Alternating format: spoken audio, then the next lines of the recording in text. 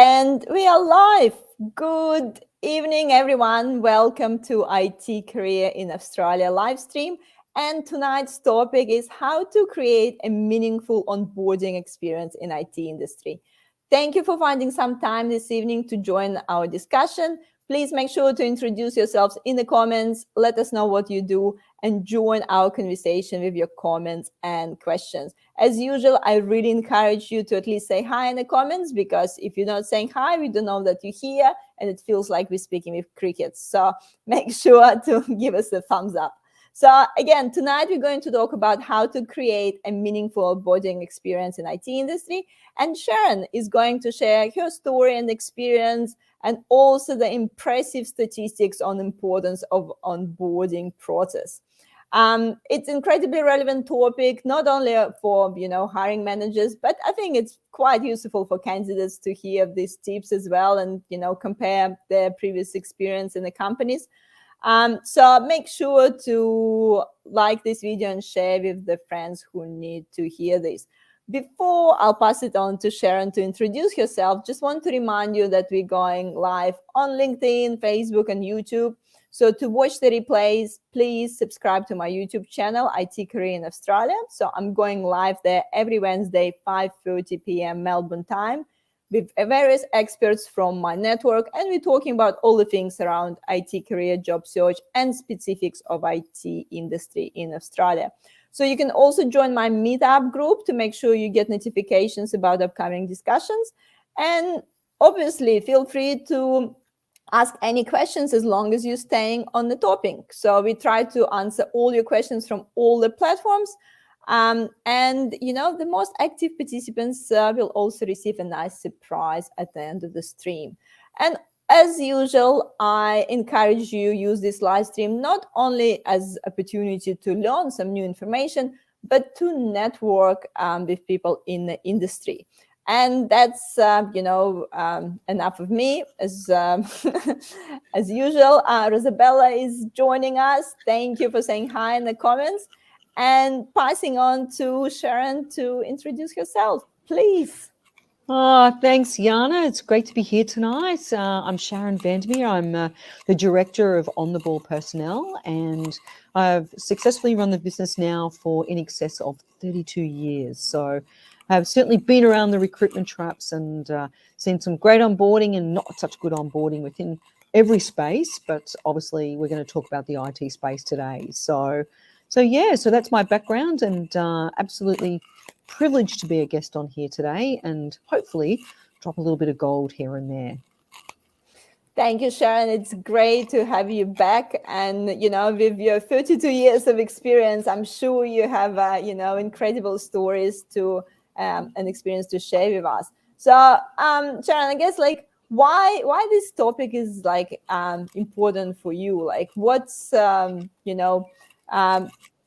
what did you see, during these 32 years in the industry? Yeah. Look, the purpose of On the Balls is changing people's lives. So everything we do is about changing people's lives. So there's no point recruiting somebody extraordinary and putting them in a company that has no onboarding process. You then don't change someone's life. You actually change it for the worse. So you don't impact the company, and the company doesn't impact the candidate in the best way possible. I just really am very passionate about the fact that, if you're going to spend all your resources and time to build up a team, then, that's a very vital cog in the wheel of making sure that that person becomes instrumental in the business. And I really think that companies spend very little time in this space, wonder why people or talent leave. And sometimes it's just a 1% tweak of what you're doing, and you would retain that talent. So there's a lot of money that can be saved, but there's also a lot of heartache for candidates that can be saved as well. Definitely. And I think you have a really nice quote here as well to support it. Yeah. I mean, it is a rewarding relationship or the beginning of a missed opportunity. So if you bring someone on who's exceptionally talented, the perfect talent for that role, and you don't onboard them properly, then that's an opportunity missed. Because as we are in a space now where we are a really talent type market, then talent is very intolerant to sticking around if they're not feeling valued. And relationships. So just because you might hire someone, it's incredible talent, and they start and you onboard them well, and they stay for 4 years, they go, don't like their next experience, they can come back. So I love things for the long game. You don't just look for tomorrow, you've got to look at the long game. And who could they And refer? They refer other talent. yeah. Good people know good people. And I totally agree, I guess, Sharon, that onboarding sometimes is like overlooked with a lot of companies. Probably, especially with maybe smaller companies who didn't have any processes, maybe didn't put the processes in place. But yeah, probably, it's hard to say. Big Yeah. companies probably failing as much as the small ones. So, but I guess coming back to the point, why onboarding, so important? Why Yeah. so many companies overlooking this process? Yeah. Look, I think sometimes they just have a stick and flick kind of attitude. We're busy, we don't have time to build this out. You know, you're good and you know that you've got a job description, off you go. I don't think they sometimes grasp just the importance. And I keep talking about the long game and what happens with the long game. So, their intention is never to have a bad or a poor onboarding. It's just something they just don't spend time, or maybe they don't see the relevance until they have a turnover of staff. And then they ask themselves, if they do a really good debrief and go, why is this happening? And look at the brutal honesty, it would go back to how connected was that employee when they first joined us. I mean, 4% of new employees will leave a job after a disastrous first day. I think that's totally unacceptable. And 22% of employee turnover happens in the first 45 days of employment. So if you've got a 3 or 6 month probationary period, that's well within those times. And 1 out of 3 newbies, if they're not engaged, they'll already start to look elsewhere for a new job, and they could be gone within 3 to 6 months. So that's a lot of money for a company to spend, unconsciously spend, without them going, we need a debrief, something's not working here. And if somebody feels valued and engaged from the day before they start, because that's when the process of onboarding begins, then you will go on to have a successful talent who will add incredible, I suppose, pearls of wisdom and gold to the business, and attract other talent into the business and add to like an incredible culture. And I think it's exactly same as this first impression that sticks. Then we meet someone new, and our first experience with this person was a little bit like, oh, not sure if I like them or not. And that's first impression like sticks. Even then, you might become like best friends. You still maybe take a bit longer because that first impression was broken in the beginning. So I feel it's a similar experience with like onboarding.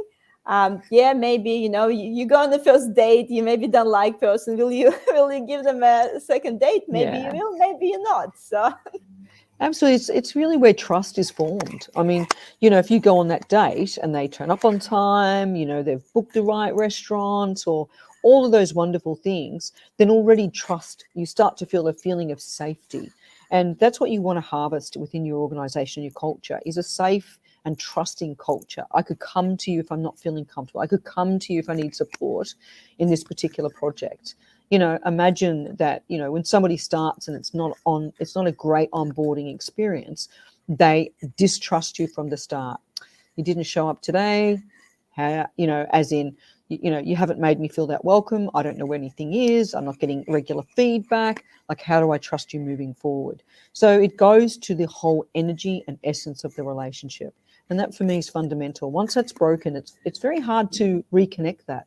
I mean, think about it. Think about just an ordinary friendship that we've had. When trust is damaged, it takes a lot to rebuild that again.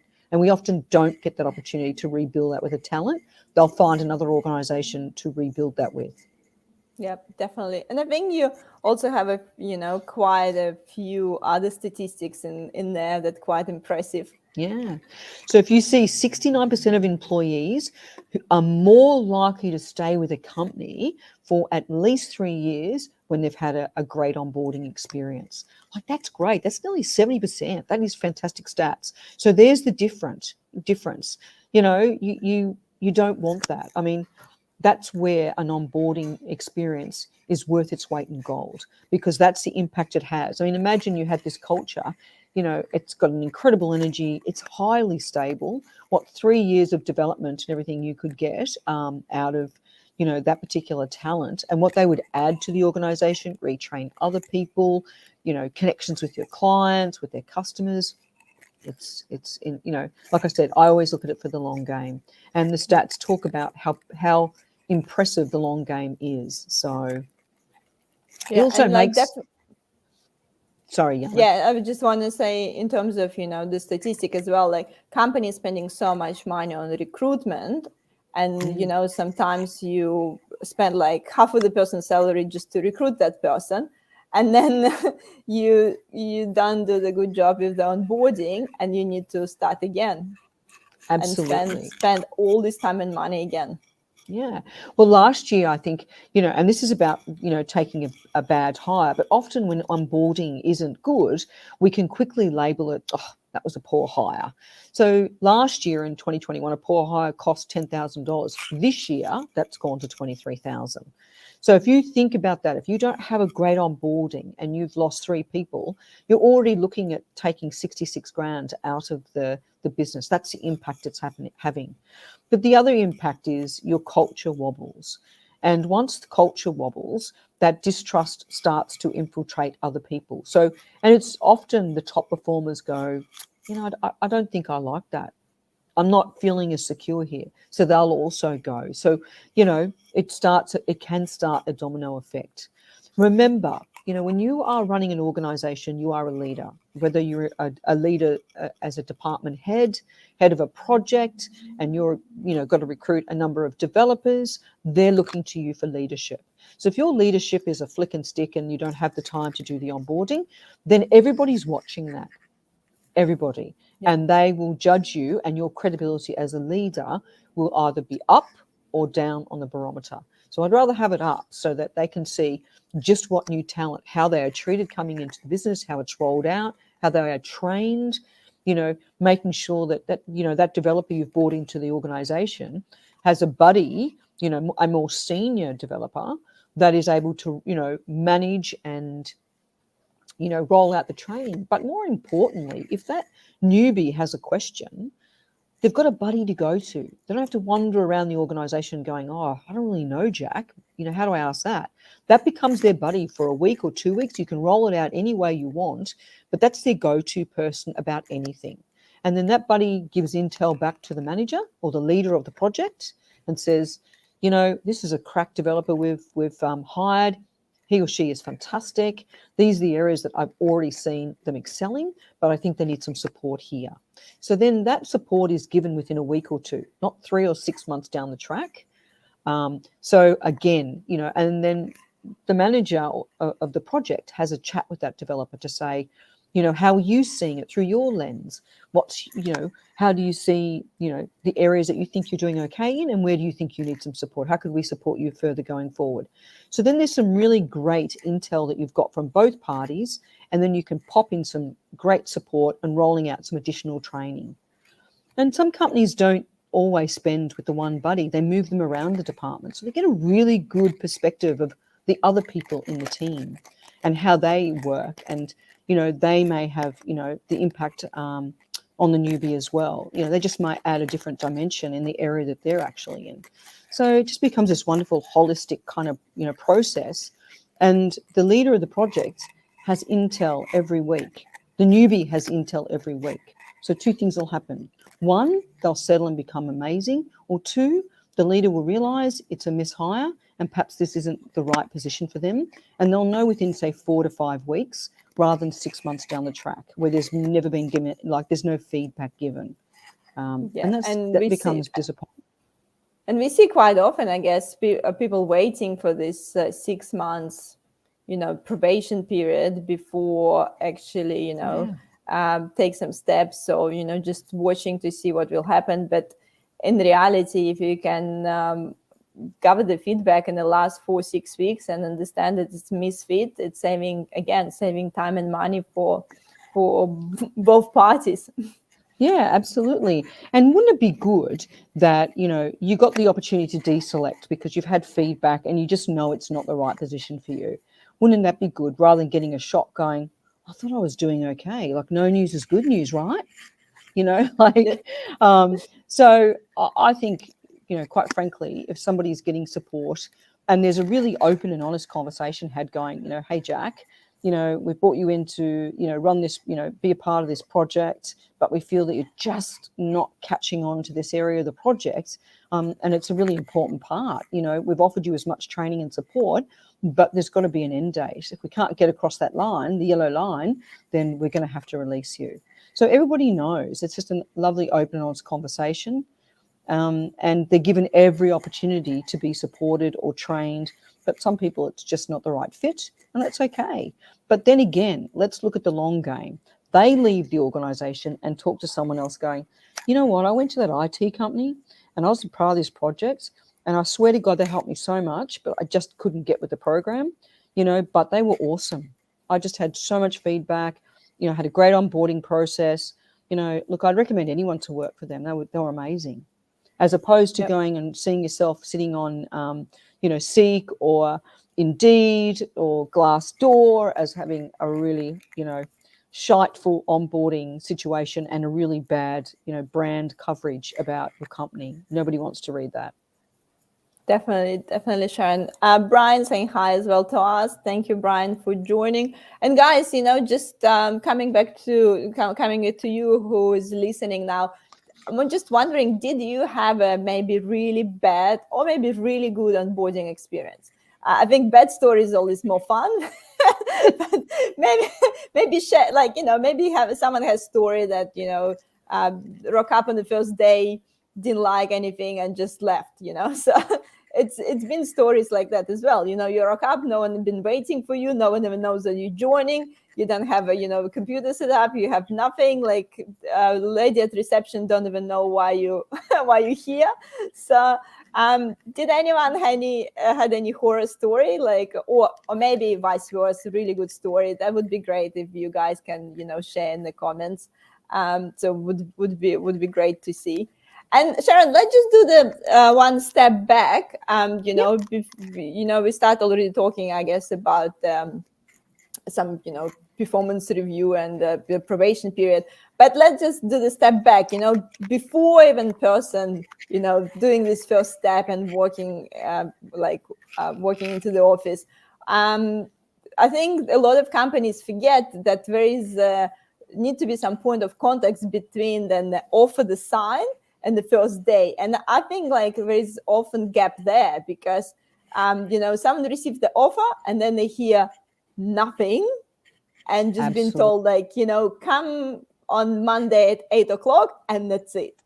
Yeah. And you just kind of no idea what to expect. This Monday comes, 8:00 in the morning, you rock up without, with no expectation, don't know what's going on. Do you need to work all day or just come for half an hour and grab your computer? So what's happening, in between this offer sign and the actual first day?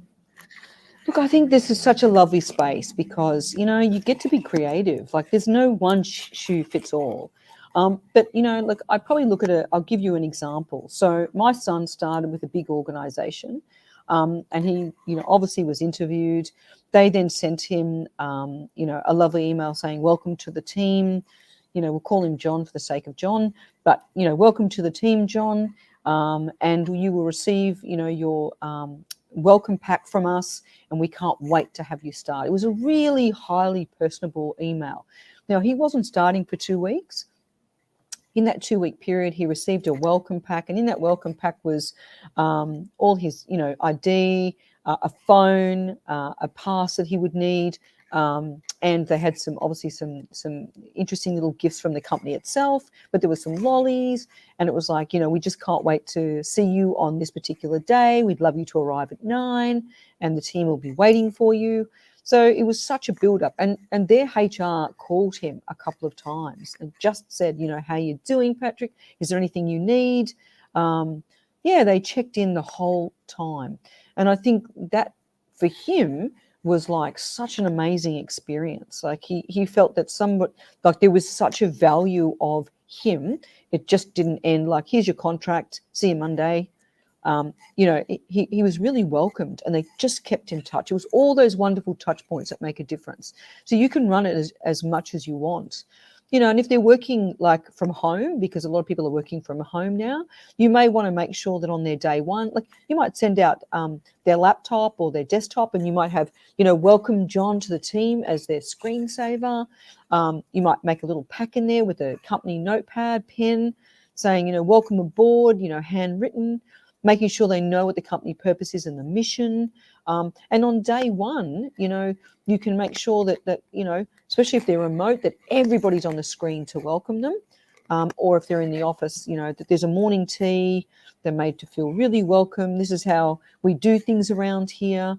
And to mention to them that there'll be a buddy program in place. So there'll be someone there every step of the way that you've got as like someone to go back and chat to about anything as a reference every step of the way.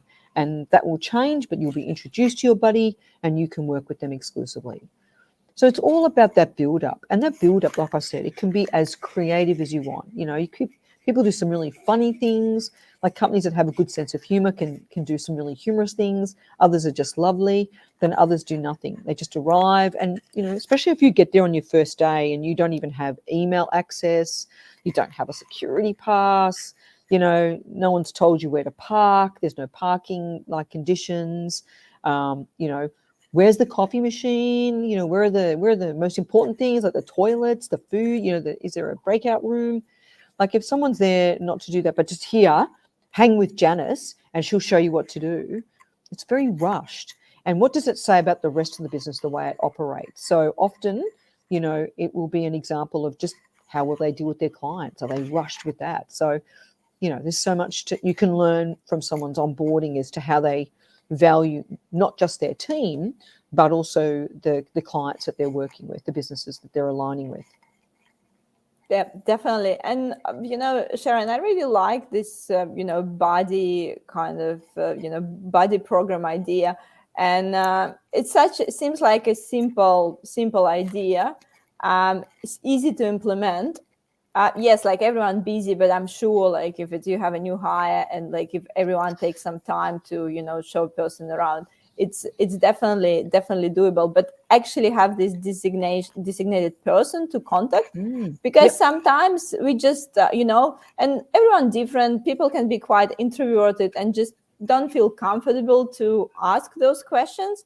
For me, maybe it's easier just to walk into someone's office and start asking questions, and I don't even think about it. But that just maybe the way I roll. But yeah, for some person who just a bit more introverted, it's not a comfortable environment to just start asking random questions.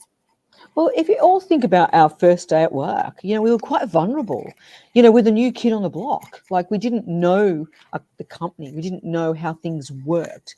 In your last company, man, you rocked it. You were the head, you were senior. You'd been there a number of years. You were the go-to person. You felt confident. But come to a new company, you don't feel like that. So what it allows is, instead of having to go to many people where you're feeling quite vulnerable, you only need to go to one for that support and direction. And it's also really practical for a company. Instead of giving it to one person and loading them up. Now, it does depend on the size of the business as well. But if you've got a smaller company, it shouldn't always fall on the director's shoulders. Like let's share it round so that we're getting all different perspectives, which I love. But it's also it's not just one person who gets tired and frustrated, because they've still got to do their day job as well as training someone else. So it's a great way, and where they're getting just that one person, that sole attention, and that one person goes, for 1 week, all I need to do is, buddy up with this individual, give them the training, do my work, but I can roll this out really effectively. So I just think it's such a it's such a great way to train anybody coming into the company and onboard them, and be able to give them that very timely, feedback, because we don't want to get feedback 3 months down the track where I can't course correct. There's no good. That's no good. Or I'm at the end of my probationary period, but after the first week, I'm able to course correct or ask, how do I do that better, or I'm not quite sure of this. I need a little bit more extra training there. And then they get to know people as well, like having separate buddies. You get to know the rest of the team on an individual level rather than a group level. So again, if someone's a little bit introverted or feeling quite vulnerable, it's a great way to just to ease them into the company and ease them into the job. Eden had few comments. I once started a role and there wasn't even a computer ready. Yeah. It was very stressful, particularly when you're nervous on the day one. Absolutely. Have you stick around? Did you? Don't tell us which company it was, but did you end up like sticking around after that experience, or did the first impression like come down after some time? Like, yeah, let us know. I'm curious. But that's really stressful. I mean, imagine not even like rocking up, not even having a computer, maybe not a desk, nothing's ready. It's a mess. I mean, we did a video around it, which got a huge interaction on LinkedIn, but it was a skit. It was actually quite funny about somebody coming into an onboarding day and just what their first day looked like. And although it was tongue-in-cheek funny, it's exactly how a lot of onboarding is. Like what Eden was saying, can be quite typical that, it's rushed. We're busy. We're sorry. Just follow us around. We don't have time. But what does that message send to them? And like you said, it's a costly exercise. You can lose all that money very quickly, because in this market today, talent go, you don't want me, but Joe down the road will. So Joe XYZ, that's where they'll sit. Yeah. Eden saying, I did, and I fixed the onboarding experience. Perfect. Oh, that's taking a bad situation and really flipping it. I love that. That's glass half full stuff. I love it. That's so good. Sharon, let's go back to, I guess, day one. We already touched on it, but I think, is anything else, you want to mention about the day one experience, like a part of, making sure that, I guess, at least everything ready and the computer ready and the access ready? Yeah, look, I think it's all the things that, we've got to tick it all off, making sure, yep, they do have a computer. They do have all their logins and IDs, and they're all listed down. They've got their security passes. They've got a book to start writing notes when they're following their buddy around or taking some direction. Some people even have video content as a start of their onboarding, which I absolutely love as well, because it's one thing to have an SOP. This is how we do things, and somebody talks to you. But isn't it good that you could go and look at a video and then replay that, it just in case there are parts of it that you don't get. So I love that as well. You might even, have a video on their screen, welcome, John to the organization, and this is what, this crazy team will look like. And we're, so grateful to have you part of it. Like, you can get super creative, but I think the most important thing is that when they walk in, everything is organized, because organized means there's less stress. They're introduced to their buddy. They know where everything is. They've gone through, all the OH&S and all the compliance as well, because as much as that's not onboarding, that's got to be looked at on day one. There may be a code of conduct that they have to run through. So knowing what's the do's and don'ts of the business, I think that is essential day one. And then, just having I think for me, the first day someone joins is almost like the most relaxed day ever. There's a lovely team lunch or team morning tea. And, everybody's really getting to know everybody. The newbie gets to know the law of the land, how we do things, where everything is. And then day two is where, the buddy will come in and start the training process, start rolling out a structured, well thought out onboarding training program. Yeah, I think, just if there is obviously now a lot of people working remotely, and some of these things became a bit more challenging, but still try to get people for like a morning tea or lunch. Yeah. It doesn't, even if you don't go to the office all the time, but at least that this next day the team get together, have this acknowledgement and say, that this person just joined us last week or anything around that. Because what I've noticed actually with the when you start working remotely, videos obviously became more and more popular because it's a bit of a better experience when you joining remotely and don't have people around you, and you still need to get some information. But I think like a lot of time companies doing mistakes that they send the email and then assume that if they send it in the email, the person get an information. And like, I know for me, it's really hard because I'm a really audio person. And I think we need to remember, some people are visual, some people are more audio. So like people learn through different way. So for me, if it's just the email, I probably hardly consume like half of the information. If someone call me and tell me, Yana, that's what we're doing and how we're doing, I consume most of the information. Where for other people, it's vice versa. You call them, they hear it one ear, it's good. On another ear, they forgot about it. They need to have it written. I think it's important to make sure you cover, like, you not only communicate the information once in the, in the email or once in the call. You need to make sure you have few levels of communication before, you can tell that that's been actually communicated to the person.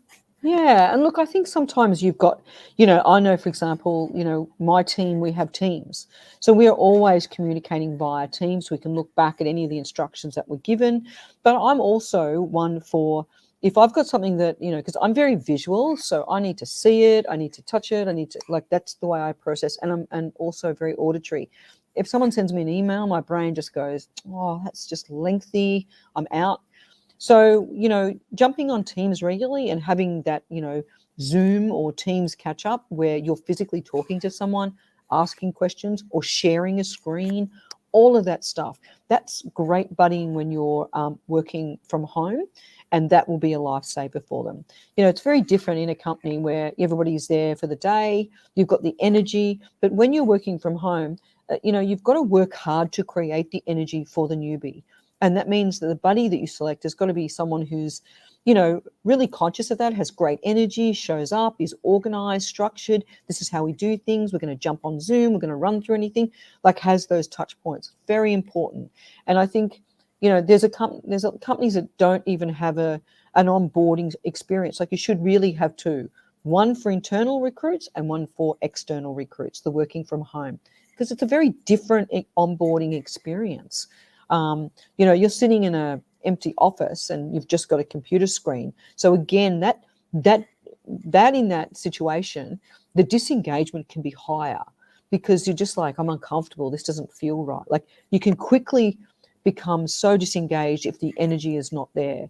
So it's got to be really structured more than ever now, especially if you've got teams working from home, and also that there's a support person. And again, that's why I really love the buddy, because it just becomes, for 1 week, if something's not working, you just go straight to the buddy. You don't have many people that you're going to. It's just one person, one responsibility.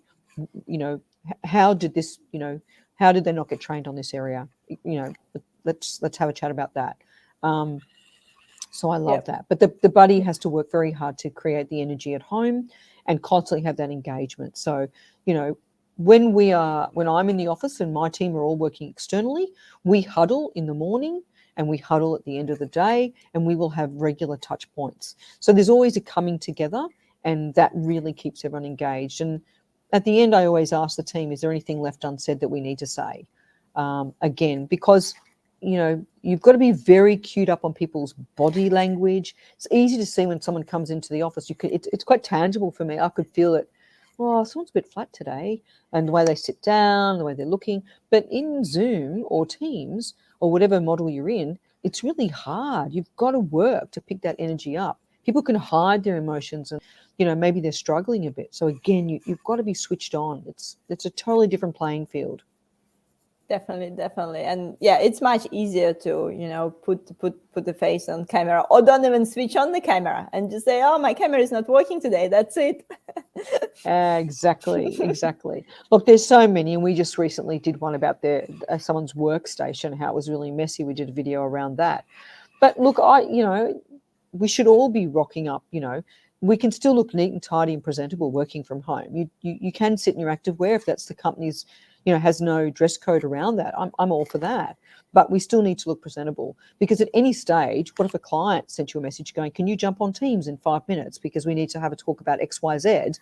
You can't spend 10 or 15 minutes or 20 minutes putting on a face of makeup, putting on a jacket. Like, you really do need to make sure you're ready to go. Should the director of the company come in and say, okay, camera's on, let's all have a great catch up today. So yeah, absolutely. You've got to be ready for the unexpected. Definitely. We have a few comments coming in. Sharon Wilson saying, it's so important to consistently engage and support new team members and embed them into the team culture and bonding activities. 100%. Yeah. You've got to get creative. Think of great things, there's lots of trivia you can play, games, there's lots of things. You can have a, cocktail party where everyone's got to wear a hat, a different hat. Like, you can really that's what I love about it. It's just such a creative and, innovative space, and companies who do it well retain talent always. Yeah. And I guess, we talk a lot with the COVID and working from home, especially in IT industry. Sometimes, then the person changing a job, nothing changed, you sit in front of the same computer, Yes. in the same space, and, maybe even like coding the same language. And, really sometimes absolutely nothing changed. The same coffee cup, the same, same everything. And if you don't have any connection with any people in the team, like, nothing will stop you to pick up the phone and take another offer. And especially now with, like, I don't know, people getting just 10 grand of the sign-in bonus or something, you just can sit at home and collect the sign-in bonuses. Absolutely. So, and you don't want that. I mean, at the end of the day, again, like, think about why are you even hiring someone if you can't fix the back end? If you've got this wonderful hiring process, for me, the hiring is including all the onboarding. It's not just I've got someone really good. It's everything. It's a very holistic process. From the first touch point, the first impression, that might be an ad, that might be via referral, right through to your onboarding. This is how talent will perceive you. This is how your newbie will perceive you. And at any time, they can drop out of the loop because, maybe there's disengagement, maybe it's too long-winded, maybe there's no absolute, there's no structure to it, or there's no follow-up, follow-through, and follow back, not doing what you say you're going to do. So at any time, they can fall out of the process. And you don't want to have nurtured someone all the way, they get to day one, and you drop the ball. That's such a waste of money. And again, yes, there's dollars. Yes, a talent loses the opportunity.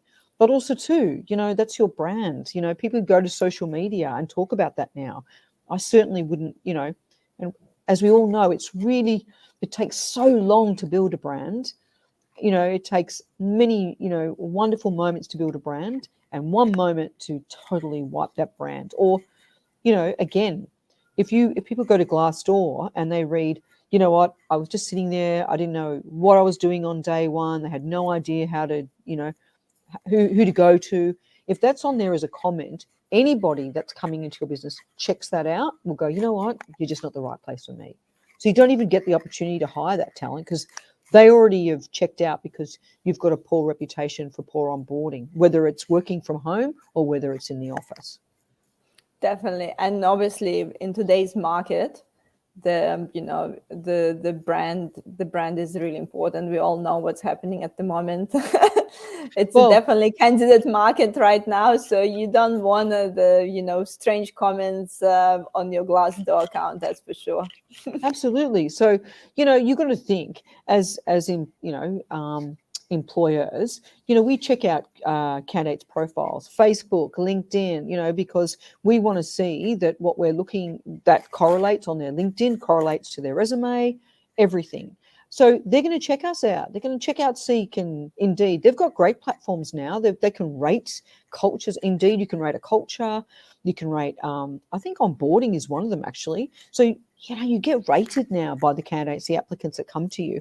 And then you've got the famous Glassdoor. So, you've got 3 areas that can severely impact whether talent decide to join or even go for an interview or send an application in if they start reading intel that isn't conducive, like about joining the company and what their first experience was like. Yeah, definitely 100%, Sharon. Brian has a comment as well. When we were talking about the onboarding with the videos, I totally agree with the video and include quizzes to a certain knowledge transfer, particularly for business risk area, for example, cybersecurity insurance. Yeah. And a quiz at the end can tell you exactly where they are as far as absorbing that information. I think that's a great thing. And again, we've seen lots of people that, do, I think, is it gamify, where they, create games and things like that, again, and that's interesting. It's not the norm. So it captures someone's attention and they can play that. But it's the extracting of just exactly where are you at with the information we've already rolled out. So it's a great comment. Yeah. Let's just, I guess, go back and see if we forgot to mention anything else. I know you have a few, good bullet points here as well. So coming back to week 1, so what we need to make sure that, the person receive on the week 1? Yeah, so again, you make sure that you just go over the role and you might flesh out any further expectations. You might recap where their growth opportunities are, where they might segue in a business if, for example, long term. You just reiterate that. You encourage questions and feedback. You give them time to settle in. You then outline what the week will look like. So I think people love a schedule. I know I do.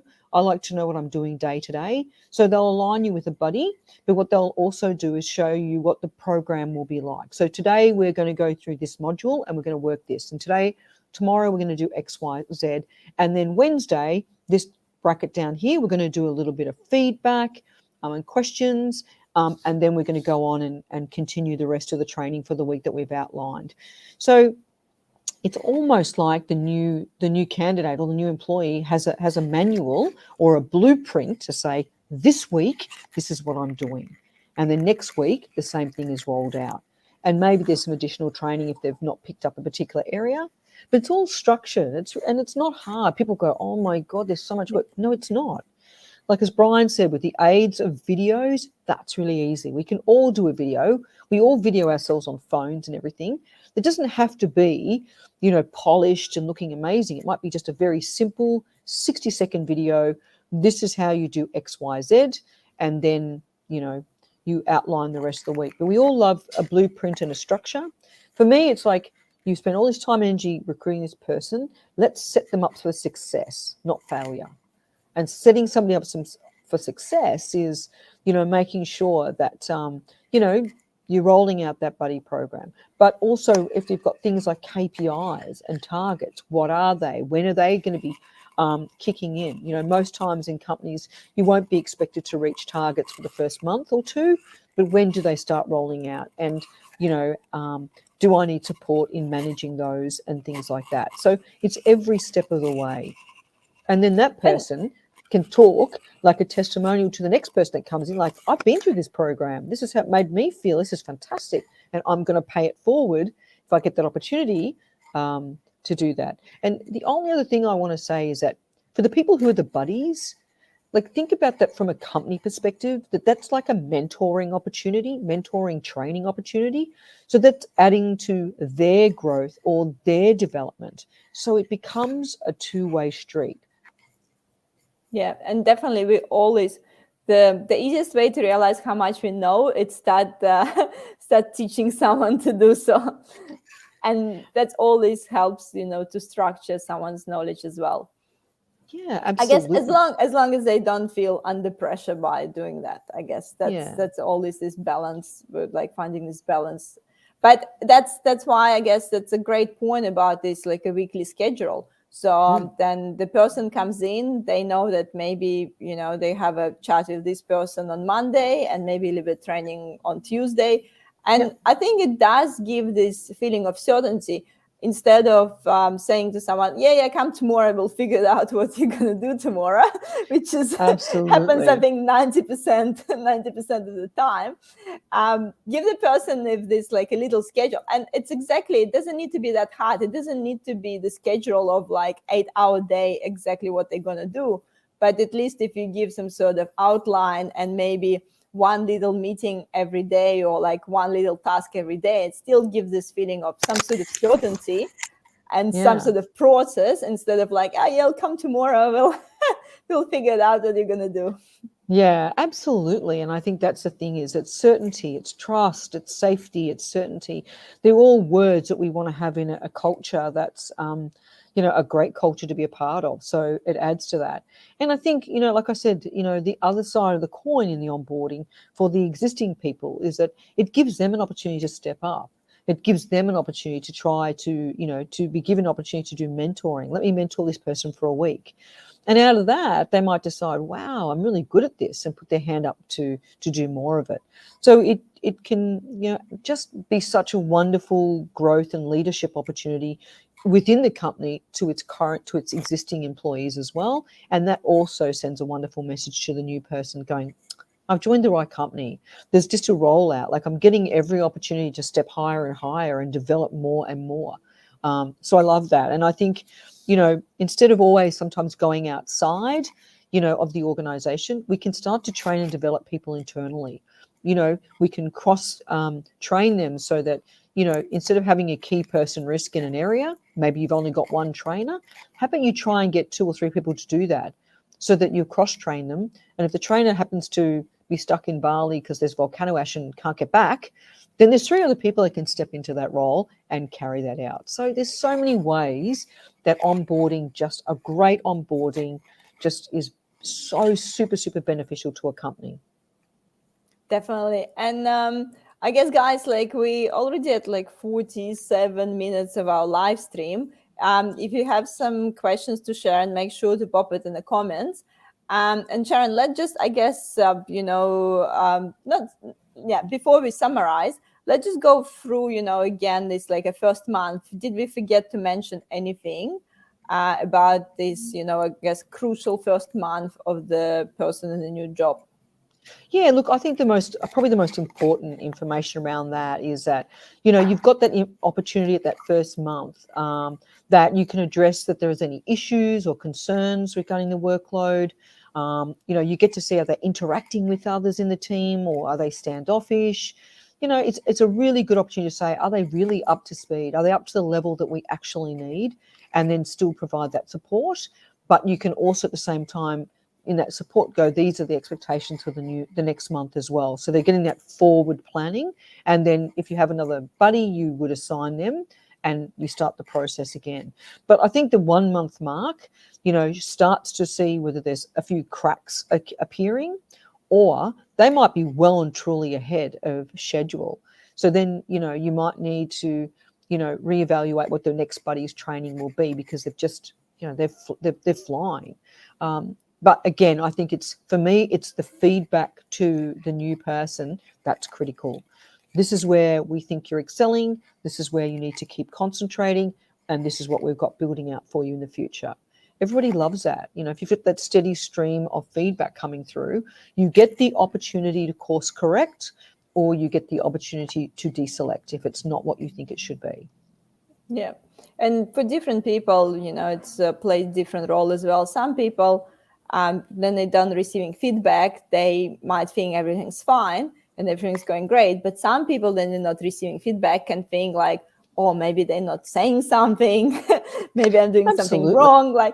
And the thing is, like, each person react differently. So we can't really assume that, one approach will fit all, and that people who are not receiving feedback just assuming that everything's fine. Because there's a lot of people there who are not receiving feedback and thinking, oh my God, maybe I'm doing something wrong, but I better not to ask, because what if I ask and it's wrong?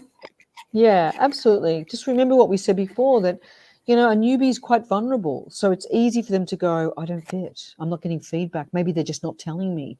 Maybe they don't want to hurt my feelings. So they'll, I- I'd like to think that, a lot of the people that I tend to hire are pretty optimistic. It's one of our, values that, optimism is high on the chart, resilience, grit, all of those things, so that they're able to ask the question, like, I haven't heard anything. How am I doing? But you don't want it to get to that level. You want to be the one, as the employer, delivering the feedback. I just think it's your rite of passage to do that, and you ask for feedback in return. And wouldn't it be good too? Like, I think, again, at the end of the onboarding, you could capture a testimonial. That could be a video testimonial that goes onto your Learning Hub on your website to say, this is how well we've run this onboarding process. This is what Jane has to say about it, and how Jane, that was integral to her to making the decision to stay. Like, you can't lose. You just can't lose. Yeah, definitely. And, again, and that's improving this internal communication between the people, not only through the body program, but yeah, as you said, sharing these videos about onboarding process or onboarding someone through videos. There is so many opportunities to improve this communication. Yeah. And the good thing is that you can take that and use that in one of your ads if you're hiring another talent into the business. Like, we all say, oh, yeah, we've got a really good culture, we do this, but isn't it good that there's actually evidence that there is maybe a past employee who is in your alumni that can talk about how well the company was, how I felt so embedded into the company from day dot, and I went on to stay 5 years. And the reason I've left is because, I don't know, my husband's in the military, whatever, and I've had to relocate.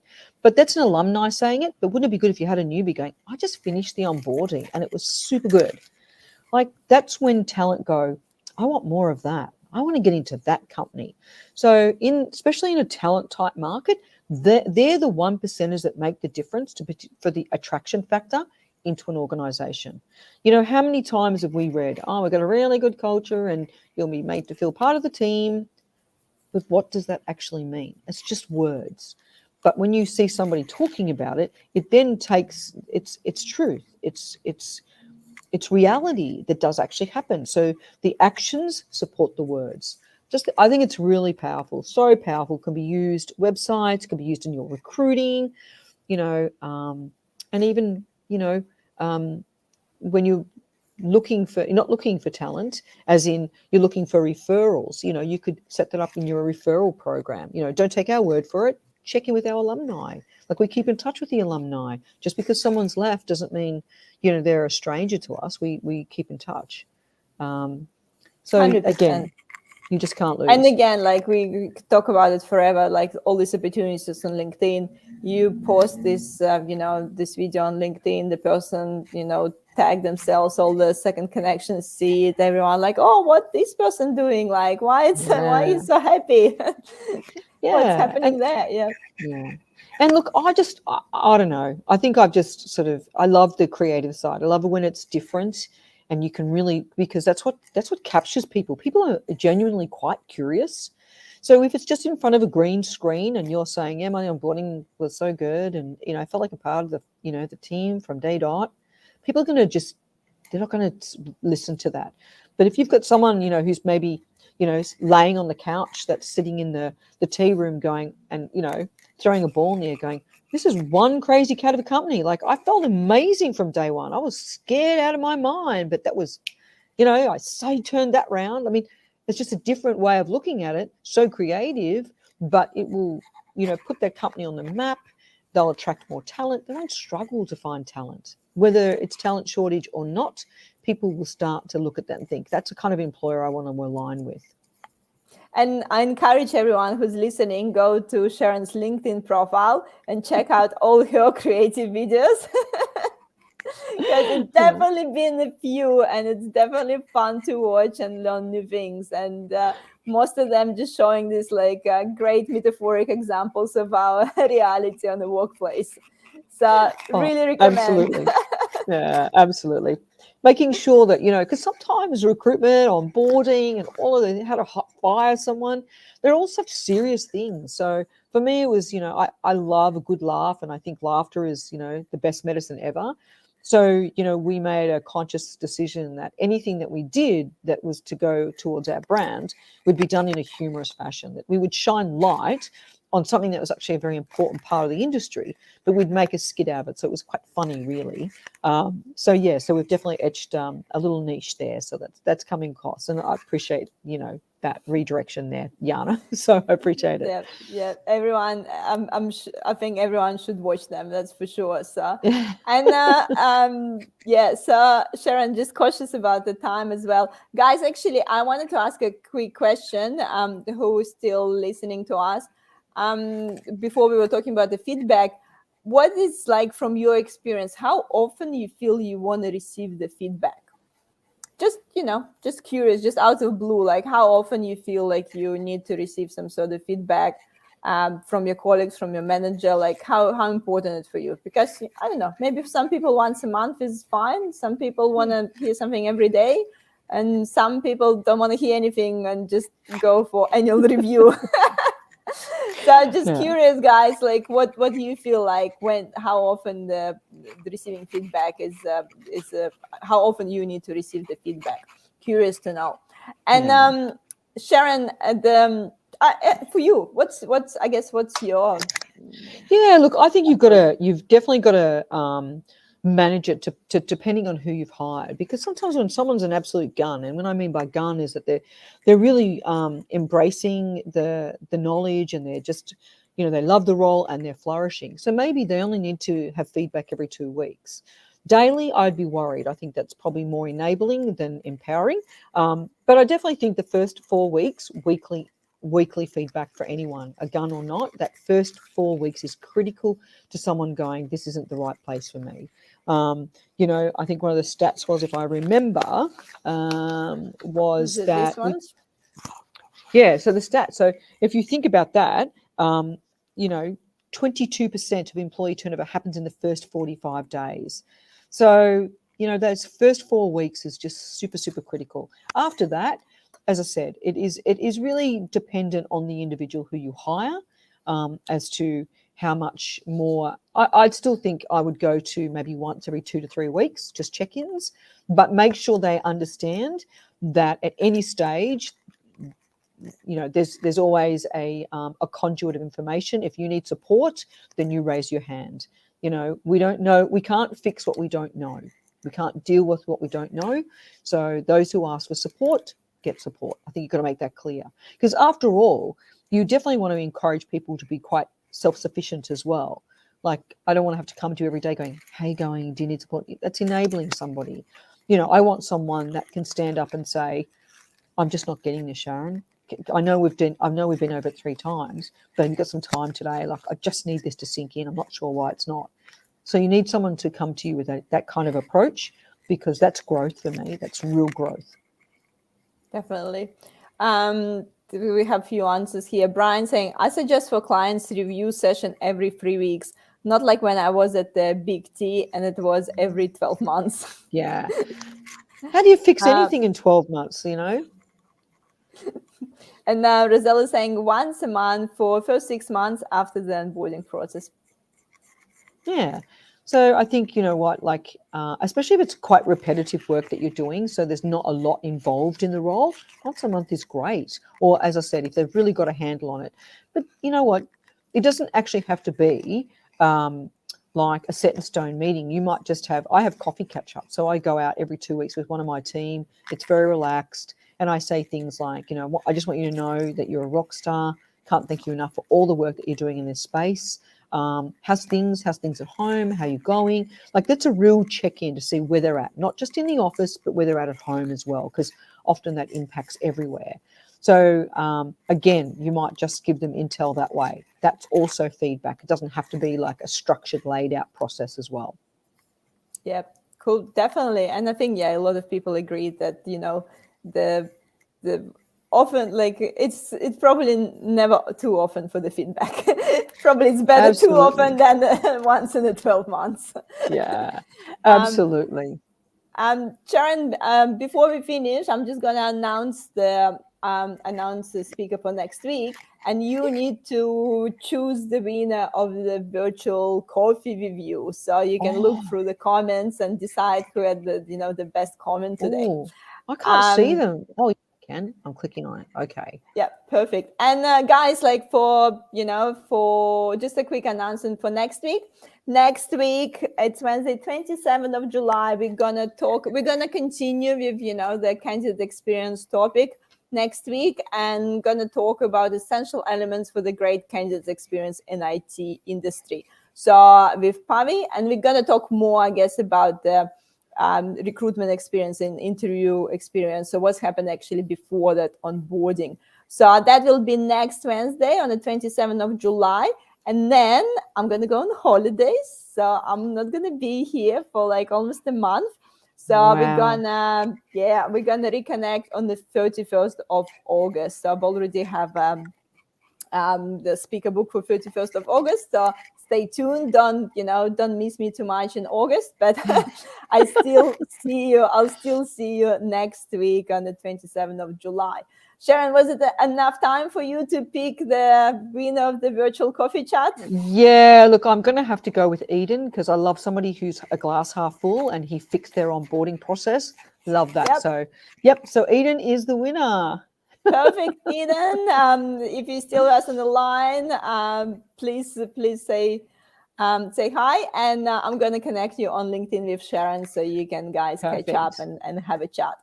Awesome. And Sharon, thank you so much. And Brian saying thank you, Sharon, and Yana, thank you, Brian. Yeah, pleasure. And just to quickly finish this, today's discussion, will you be able to share your favorite inspirational quote? Do you have some inspirational quote or some of